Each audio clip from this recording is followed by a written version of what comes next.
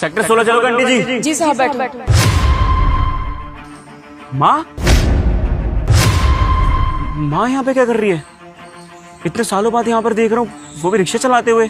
क्या हो गया साहब? बैठो, मैं छोड़ दूंगी सेक्टर 16। आंटी जी बस 1 मिनट, मुझे सच जानना होगा चल क्या रहा है।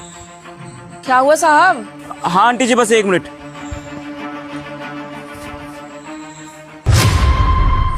बैठो। आंटी जी आप बहुत परेशान लग रहे हैं, कुछ बात है क्या? अरे बेटा, आपको मैं जानती नहीं, आप भी मुझे नहीं जानते। छोड़ो ना, मैं परेशान हूँ क्या हूँ। आप बैठो, मैं छोड़ दूंगी आपको सेक्टर 16। बैठो। आंटी देखिए, जान पहचान की बात नहीं है, आपके चेहरे पे उदासी मुझे दिखाई दे रही है। एक फौजी के नाते पूछ रहा हूँ आपसे मैं, और किसी के चेहरे पे ऐसे उदासी मुझे अच्छी नहीं लगती। आप मुझे बता सकते हैं कि क्या परेशानी है?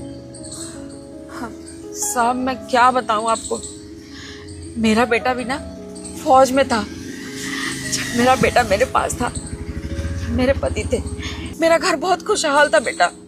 उसके बाद मैंने अपने बेटे की शादी भी करवाई, बहू को लेकर आई, अच्छी संस्कारी समझकर। पर अब क्या बताऊं, पता नहीं मैंने इस जन्म में या पिछले जन्म कौन सा गुनाह या गलती कर दी जिसकी सजा मैं भुगत रही हूँ। समझा नहीं मैं कुछ। मतलब आप अपने बेटे से लड़ झगड़ के आई हैं या फिर अपनी बहू से? मतलब क्या करा उन्होंने?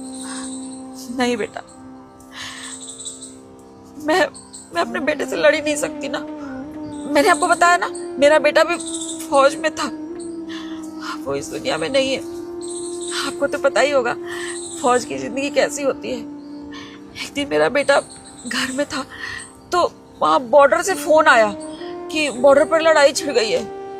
मेरा बेटा उसी समय निकल गया युद्ध के लिए, वहां आतंकवादियों से युद्ध करता हुआ मेरा बेटा इस देश के लिए शहीद हो गया। तो ये खबर आपके पास किसने पहुंचाई है कि आपका बेटा शहीद हो गया है, आतंकवादियों से लड़ते उनको कुछ हो गया है? वो मेरी बहू है ना, उसने बताया कि मेरा बेटा शहीद हो गया। तो एक बार भी आपने जानने की कोशिश नहीं करी? आपने एक बार उनके वार्ड में कॉल किया होता, पूछा होता कि क्या मेरा बेटा सच में शहीद हुआ है? अब बेटा मुझे तो नहीं आता ये सब करना, पर बहू ने किया था, पता करवाया था। बेटा मैं क्या बताऊं, माँ की कैसी फूटी किस्मत है। मैं तो अपने बच्चे के आखिरी दर्शन भी नहीं कर सकी, मैं उसको देख भी नहीं सकी। वो बॉर्डर पर शहीद हो गया, उसकी बॉडी भी नहीं मिली, ऐसा मेरी बहू ने बताया। उसने फोन कर पता किया था, बॉडी नहीं मिली उसकी। देखिए आंटी जी, बहुत सालों से मैं फौज में काम करता आ रहा हूँ और ऐसा कुछ भी नहीं होता। शायद आपकी बहू ने आपका पागल बनाया है। अगर कोई फौजी इस देश के लिए शहीद होता है तो उसकी बॉडी अंतिम दर्शन के लिए अपने घर ज़रूर आती है, तिरंगे में लपेटते हुए।